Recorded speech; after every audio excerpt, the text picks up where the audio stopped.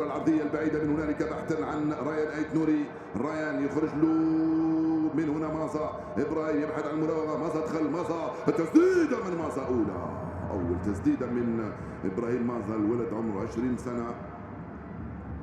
9 مباراة يلعبها مع منتخب بلاده الجزائر. البحث عن الحل. توصل لريان. ريان وهشام. هشام وريان. هشام وريان. هشام وريان.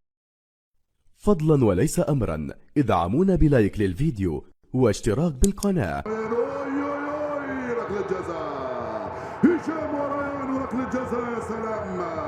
كر وفر. بدأنا بالبداية بشويش بشويش بشويش. طلعنا ودخلنا وتحصلنا على ركلة جزاء يعلن حكم المباراة الغاني دانييل رياض محرز يستعد لتنفيذ ركلة الجزاء. رياض من هنالك. رياض من هنالك على يسار الحارس يا رياض. على يسار الحارس يا رياض. على يسار الحارس وعلى يمينه جول. جول يا رياض. جول يا رياض. 1-0 للخضر يا مجر. 1-0 للمنتخب الجزائري امام بوركينا فاسو من انذار رياض محرز الذي يسجل 3 اهداف في البطوله. رياض محرز الذي يسجل الهدف التاسع له في نهائيات كاس افريقيا. 1-0 بعد 23 دقيقه لعب للمنتخب الجزائري. جول يا رياض. جول يا رياض. جول. بدينا المباراه مليح، او بالاحرى المنتخب الجزائري بدا المباراه مليح. حتى الشاب خالد موجود في المدرجات. الاسطوره الجزائريه الفنان الجزائري الشاب خالد. رامي مع زيدان. زيدان بيسرى.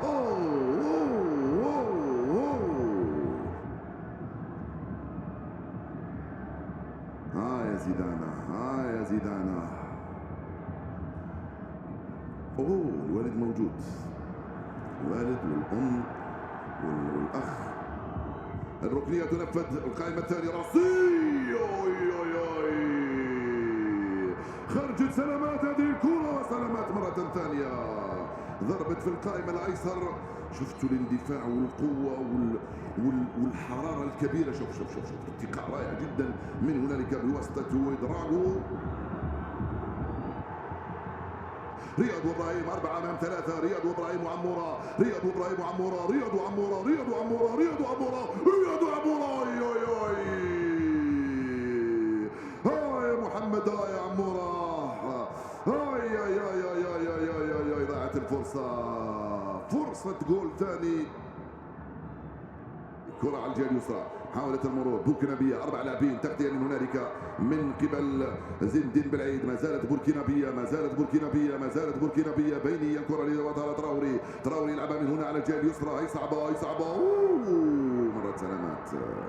خلاها خرجت زيدان هذه الكرة. نعم سنعاني.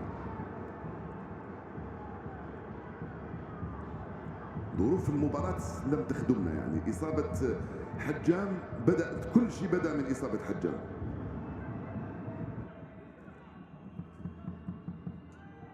استرجعت الكرة من إبراهيم مازا. يبحث عن بغداد ومازا. ومن هنالك عمورة. إبراهيم.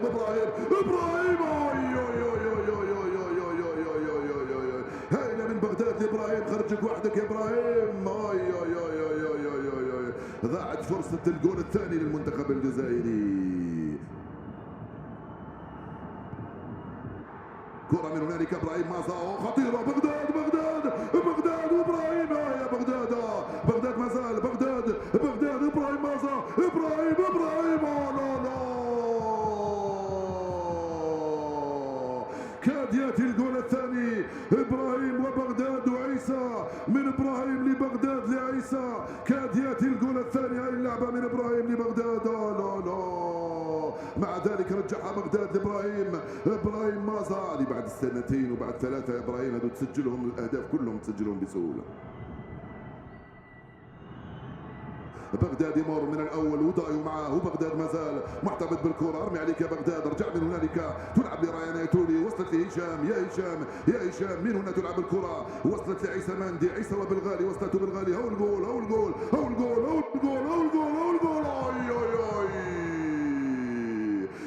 يا هشام. كره من بالغالي لهشام في القائمه الثانيه. ضربها بالراس ومرت سلامات هذه الكره.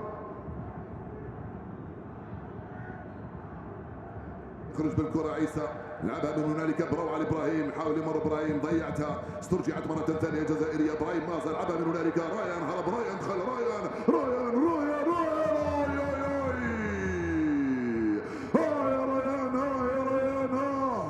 كاد ياتي الجول الثاني، اخرجها الحارس باعجوبة وينقذ مرماه.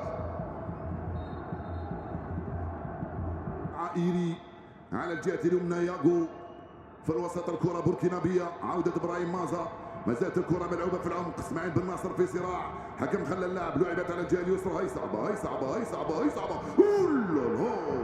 مرت سلامات، مرت سلامات على زيدان.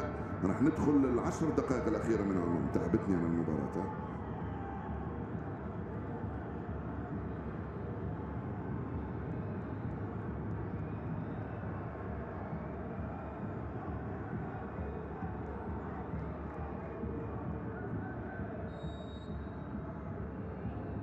كرة في الركنية خارجة بعيدة، القائمة الثاني مرفوعة بالعيد بالراس مرة ثانية، الخطورة ما زال وزيدان، الخطورة ما زال وزيدان يلتقط هذه الكرة.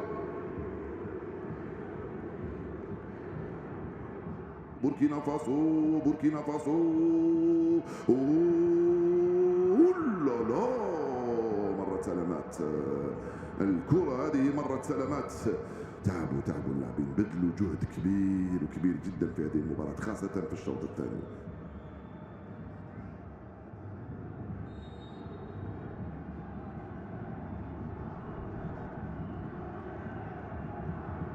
هاي كرة صعبة، هاي كرة صعبة، هاي كرة صعبة. تراوري ما زال، تراوري يرجع للخلف لمنتخب بوركينا، مرفوعة في القائمة الثانية، راسي ويا زيدان، الكرة ما زال وزيدان، تردد في الخروج، رجع وجد الكرة أمامه.